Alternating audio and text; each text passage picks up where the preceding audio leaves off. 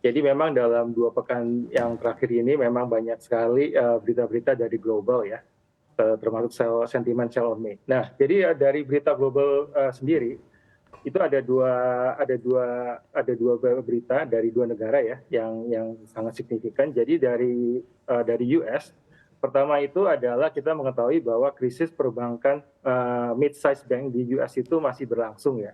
Jadi kalau kita tahu dulu sudah ada 3 mid-size bank di US seperti Signature Bank, Silicon Valley Bank, dan juga First Republic Bank itu yang akhirnya collapse. Dan First Republic Bank kan akhirnya diakuisisi oleh JP Morgan. Nah, yang terakhir ini minggu lalu ada berita mengenai mid-size regional bank namanya Westpac Bank di US Ya, yang sedang mengalami gonjang-ganjing.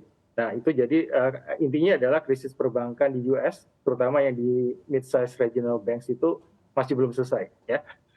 Kedua, juga sentimen di US ini yang mempengaruhi pasar global juga adalah mengenai debt ceiling. Ya. hmm, Nah, debt ceiling ini harus ada kesepakatan antara Demokrat dan Republikan sebelum tanggal 1 Juni 2023. Jadi masih ada 2 minggu lagi di mana mereka harus ada kesepakatan, otherwise there will be shutdown gitu kan ya.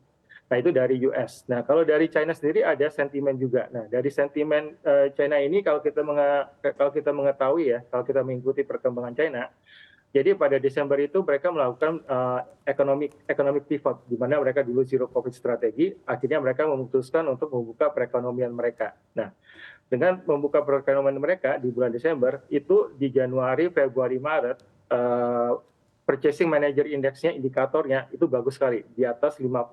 Nah, tapi yang di akhir ini, yang barusan keluar ini di bulan April,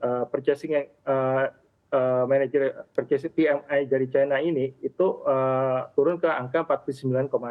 Nah, artinya di bulan April itu perekonomian ekonomi di China itu kontraksi. Nah, jadi market pelaku pasar global itu melihat jadi sedikit was-was mereka sedang mengevaluasi lagi apakah recovery di China ini benar-benar sustainable, very strong, baik. atau kemungkinan kedepannya akan turun lagi. Nah, jadi itu semuanya menjadi Ya. sentimen negatif. Jadi sentimen-sentimen negatifnya memang begitu berat dari global ya, seperti yang juga tadi Anda paparkan, ada beragam bahkan dari crash di perbankan sektor, inflasi Amerika Serikat, ekonomi China, lalu juga dan lain-lainnya, debt ceiling dan lain-lain. Ya, Ada begitu banyak tarikan dari global. Namun apakah Anda ya. melihatnya efek sentimen kondisi politik yang terjadi di Indonesia, di domestik ini, bagaimana persepsi pelaku pasar dibuat akan sentimen politik ini? Silakan Pak. Ya, jadi terlepas dari semua itu ya, memang ada efek juga dari domestik, di mana dengan kita memasuki tahun politik ini, ya ada beberapa pelaku pasar yang menjadi wait and see. Jadi mereka Hmm. take a cautious stance ya. Tapi kalau kita lihat sendiri perekonomian Indonesia itu solid ya. Jadi kalau kita lihat pertumbuhan ekonomi Indonesia di first quarter itu 5,03%, di atas konsensus 4,96%. Kemudian juga consumer confidence index kita itu juga baru keluar ya, itu juga very good ya, sangat bagus angkanya, dan juga retail sales index kita juga bagus. Dan ini menyebabkan walaupun ada beberapa pelaku pasar yang take a very cautious stance, tapi inflow dari investor asing masuk ke pasar saham Indonesia dan pasar obligasi Indonesia itu masih very strong. Jadi walaupun seminggu terakhir memang ada outflow 1 triliun di pasar saham, tapi kalau kita lihat year to date, pasar saham kita itu masih inflow sebesar kira-kira 10 triliun. Baik. Sedangkan di pasar obligasi 75 triliun. Jadi masih ada inflow jadi karena fundamental Indonesia masih sehat. Jadi sebenarnya masih begitu baik, begitu fundamentalnya, masih begitu resilient juga bahkan menjelang tahun-tahun Ya, politik. Namun jika kita berbicara benar. juga Pak Herman membandingkan dengan menjelang tahun-tahun politik di 2019, di 2014 tentunya Ya, ada perbedaan dibandingkan tahun 2024 ini yang memang tarikan-tarikan dan sentimen negatif dari global begitu kuat. Nah, Pak Herman, seperti ya. apa sebenarnya historis kondisi pasar keuangan Indonesia jelang dan di tahun pemilu-pemilu sebelumnya? Iya, jadi kalau kita menganalisa, jadi kita telah melakukan analisa sebanyak 4 pemilu terakhir. Kita menganalisa pergerakan pasar modal Indonesia dalam 4 kali pemilu terakhir. Nah, menariknya adalah ada tren yang sangat menarik. Jadi pemilu kan masih 1 tahun lagi ya. Nah, biasanya kalau kita lihat pemilu itu, kita bagi dalam 2 periode, jadi 6 bulan pertama dan 6 bulan kedua. Jadi 6 bulan pertama yang paling jauh ya, jadi 12 sampai 6 bulan sebelum pemilu, dan kemudian 6 bulan sampai 0 bulan menjelang pemilu. Nah, jadi di semester pertama masih sangat jauh dari pemilu, itu pasar saham dan pasar obligasi itu sangat banyak volatilitasnya. Ya. Jadi kan pemilu di 2014, Februari 2014. Nah, jadi 6 sampai 12 bulan sebelumnya, jadi itu antara bulan Februari 2003 sampai Agustus 2023, kami melihat kalau trennya terulang dari 4 pemilu yang lalu, itu akan banyak volatilitas.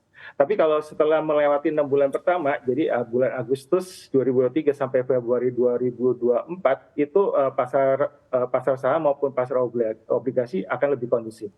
Seperti itu, Sabrina. Jadi terpilah-pilah jadi 6 bulan pertama dan 6 bulan kedua ya, dengan 6 bulan berikutnya menjelang pemilu itu akan semakin kondusif dan lebih stabil. Ya. Namun dalam hal peralihan dana, mungkin kita bicara mengenai peralihan dana dari para market maker. Ya. Apakah memang juga ada historis sendiri, ada peralihan dana yang cenderung dilakukan oleh pelaku pasar, khususnya pemain besar ya mungkin Pak, di pasar modal saat ini ke instrumen selain saham atau justru lebih ke cash, mengingat memang ada kebutuhan likuiditas yang lebih banyak menjelang tahun pemilu. Iya, jadi kalau kita melihat sebenarnya alokasi, saya menyebutnya alokasi dana ya. Alokasi dana itu lebih dipengaruhi oleh perkembangan ekonomi sebenarnya. Nah, jadi kalau kita melihat tren ekonomi dunia yang sangat-sangat menonjol di tahun ini adalah mengenai penurunan inflasi ya. Nah, setiap kali terjadi adanya ekspektasi penurunan inflasi, itu sektor maksudnya aset kelas yang akan outperform itu adalah obligasi ya, terlepas dari adanya pemilu atau enggak. Yang penting inflasi kemana dulu nih. Kalau inflasinya akan menurun, sektor maksudnya aset kelas yang akan outperform itu adalah obligasi. Nah, jadi di global ini juga para investor, global investor maupun domestic investor juga itu lebih beralih ke pasar obligasi. Nah, nanti kalau misalnya pasar obligasi larinya sudah cukup banyak, kemudian nanti pasar saham karena sudah tertinggal dan valuasinya murah akan menyusul. Baik. Seperti itu, Sabrina.